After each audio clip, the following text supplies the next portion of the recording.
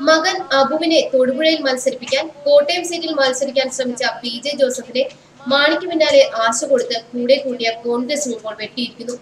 എന്നാൽ മാണി ചതിച്ചെങ്കിലും തിരിച്ചു ചതിക്കാൻ താനില്ലെന്ന നിലപാടിലാണ് ജോസഫ്. ഇടുക്കി സീറ്റ് നൽകാമെന്ന് മോഹിപ്പിച്ച് ജോസഫിനെ കുത്തിയിളക്കി മാണി കോൺഗ്രസിൽ പ്രശ്നങ്ങൾ ഉണ്ടാക്കാൻ കോൺഗ്രസ് ശ്രമിച്ചുവെന്ന സൂചനകളാണ് ജോസഫിന്റെ വെളിപ്പെടുത്തലോടെ ഇപ്പോൾ പുറത്തുവരുന്നത്. കൊച്ചിയിൽ നടന്ന വാർത്താ സമ്മേളനത്തിലാണ് പി.ജെ. ജോസഫ് ഈ വെളിപ്പെടുത്തലുകൾ നടത്തിയത്. തന്നെ ഇടുക്കിയിൽ കൈപ്പത്തി ചിഹ്നത്തിൽ മത്സരിപ്പിക്കാമെന്ന് കോൺഗ്രസ് പറഞ്ഞിരുന്നെങ്കിലും അത് തനിക്ക് സ്വീകാര്യമായിരുന്നില്ലെന്ന് പി.ജെ. ജോസഫ് വെളിപ്പെടുത്തി. കോട്ടയം, ഇടുക്കി, ചാലക്കുടി എന്നിവിടങ്ങളിൽ ഏത് സീറ്റിലും മത്സരിക്കാൻ താൻ തയ്യാറാണെന്ന് അറിയിച്ചിരുന്നു. ലളിതമായ തീരുമാനം ഉണ്ടാവുമെന്നാണ് കരുതിയത്.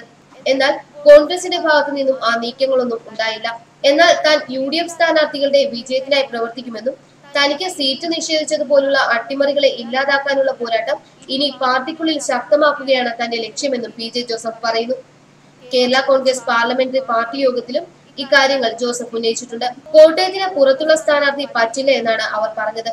കേരളത്തിന്റെ ചരിത്രത്തിൽ പല സ്ഥലത്തും ഇത്തരത്തിലുള്ള സ്ഥാനാർത്ഥികൾ ഉണ്ടായിട്ടുണ്ട്. തന്നെ മനഃപൂർവ്വം മാറ്റി നിർത്താനായി പ്രാദേശികവാദം ഉയർത്തിയതാണ്. ഈ പ്രശ്നം UDF നേതാക്കളുടെ ശ്രദ്ധയിൽപ്പെടുത്തി. അവർ വെച്ച നിർദ്ദേശം ഇടുക്കി സീറ്റിൽ തന്നെ മത്സരിപ്പിക്കുക എന്നതായിരുന്നു. എന്നാൽ ജോസ് കെ മാണി ഇത് പരിഗണിക്കാൻ തയ്യാറായില്ല. പിന്നീട് സ്ഥാനാർത്ഥിയാകാൻ കോൺഗ്രസ് ചില നിബന്ധനകൾ മുന്നോട്ട് വെച്ചു. ഇത് തനിക്ക് സ്വീകാര്യമായിരുന്നില്ല.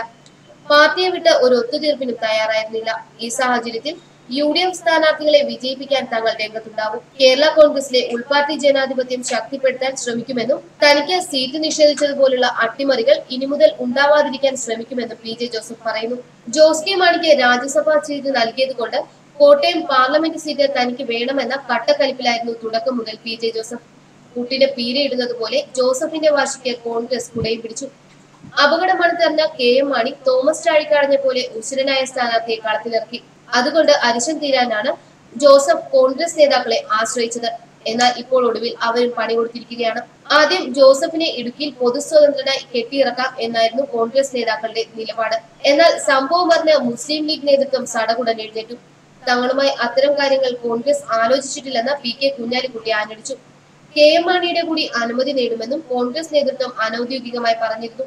എന്നാൽ ഒടുവിൽ KM മാണിയോട് പോലും ചർച്ച ചെയ്യാതെ ജോസഫിനെ കൈയൊഴിയുന്ന നിലപാടാണ് കോൺഗ്രസും ഇപ്പോൾ അവസാനം സ്വീകരിച്ചിരിക്കുന്നത്.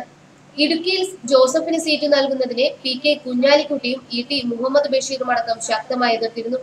മൂന്നാം സീറ്റ് ചോദിച്ച ലീഗിനെ അനുനയിപ്പിക്കാൻ പെട്ട പാട് ഉമ്മൻചാണ്ടിക്കും മുല്ലപ്പള്ളിക്കും മാത്രമേ അറിയാവൂ.